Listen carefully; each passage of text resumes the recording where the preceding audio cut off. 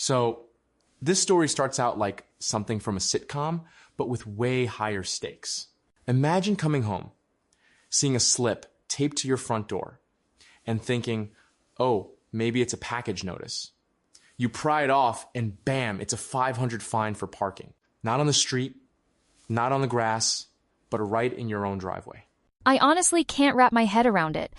You buy your house, your driveway, you park there like any normal person would, and suddenly the HOA decides that's worth a small fortune in fines.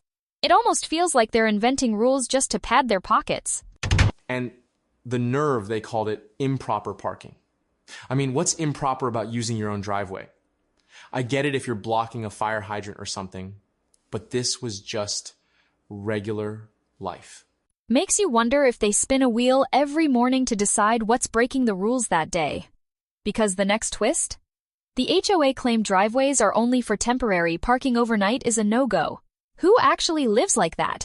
It gets even more ridiculous when the homeowner tried reasoning with them. The HOA threatened daily fines.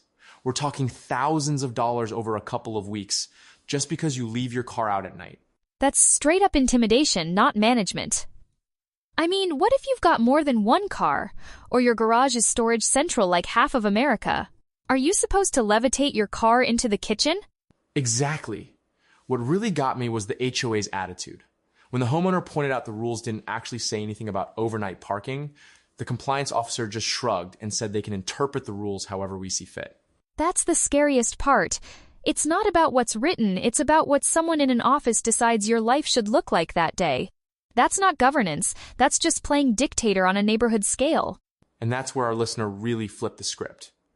Instead of crumbling, they requested the bylaws, highlighted the actual parking section, and CC'd their lawyer in an email to the board. That move took guts and some serious homework. I love that. The second you shine a light on their nonsense, they back off.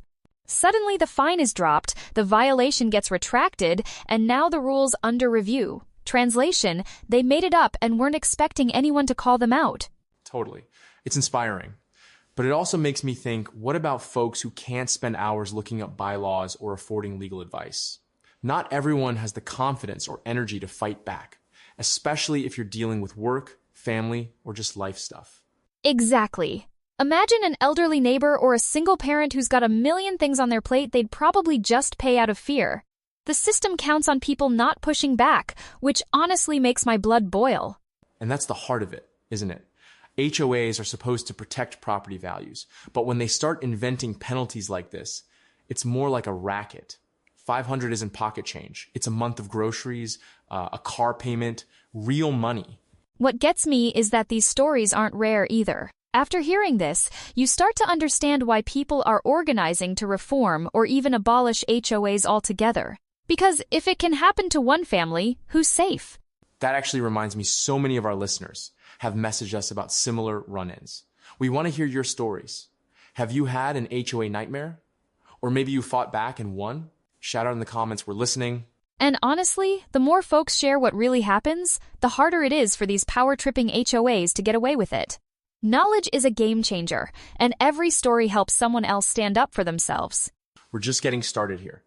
If this got your blood boiling, wait till you hear what's coming up. Tow truck shakedowns, bogus landscaping bills, you name it. These stories aren't going away, and neither are we. Hang on to your hats, because every week it seems like HOAs find new ways to test the limits. We're shining a light on it all, and the more people watching, the better shot we have at real change. So, make sure you hit that subscribe button and stick around.